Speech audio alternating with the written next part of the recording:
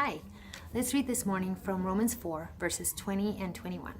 Talking about Abraham, it says that Abraham never stopped believing God's promise, for he was made strong in his faith to father a child. And because he was mighty in faith and convinced that God had all the power needed to fulfill his promises, Abraham glorified God.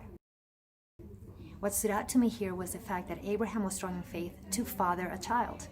So it caused me to ask the question of all the things that God could have done to reveal himself to Abram and to call him to himself.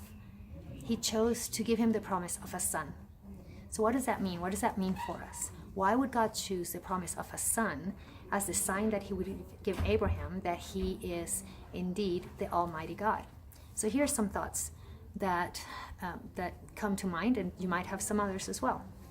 Number one, God is about fathering. The father-son relationship becomes the foundation for everything. Number two, he was showing Abraham that he is the God who can change our lives to give us a new identity and a new purpose with fulfillment. Number three, he's showing Abraham that he is the God of the impossible. He can bring life out of any situation, no matter how hopeless it may seem. Number four, he is the God who can change our nature from death to life, from brokenness to fruitfulness. Number five, he is a God who can do great things in us without our help. There was nothing that Abraham and Sarah could do. In fact, when they tried it on their own, they messed it up. But God said, no, leave it up to me. I can do it. Number six, God is the God who calls forth potential even when we don't think it is in us. Number seven, he is the God of grace who freely gives not because we've earned it, but because he is good.